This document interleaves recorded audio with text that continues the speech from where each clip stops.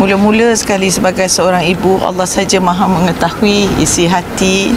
Namun bagaimanapun mengucapkan berbanyak-banyak terima kasih atas sokongan, dorongan dan doa yang diberi. Mudah-mudahan perjuangan anak saya, Syed Saddiq bin Syed Abdul Rahman, begitulah kata-kata dorongan dan juga doa seorang ibu kepada Syed Saddiq yang hadir sama di Istana Kehakiman pada hari ini, memberikan sokongan kepada anaknya yang sedang dalam proses rayuan di Mahkamah Rayuan pada hari ini. Dengan sebabnya beliau berkata dan mengharapkan perjuangan anaknya diberkati oleh Allah Subhanahu Wa Taala. Bukan mudah ya.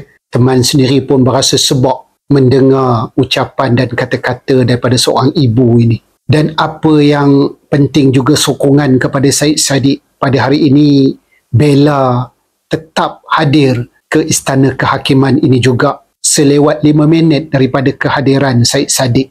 Begitulah semangat dan juga sokongan yang ditunjukkan, yang diberikan oleh Bella kepada Syed Saddiq. Jadi nampaknya semua yang ada pada hari ini menanti-nantikan apakah keputusan kepada kes penghakiman Syed Saddiq ini. Bagi kita yang mengikuti perkembangan BAS, mungkin selama hari ini Syed Saddiq tidak mengesahkan ataupun tidak menyatakan secara jujurnya apakah status hubungan mereka. Mungkin inilah antara penyebab utamanya. Sebab itu ramai di antara peminat-peminat mereka ini sedang menanti-nantikan sesuatu yang menggembirakan. Jadi nampak tak Koma?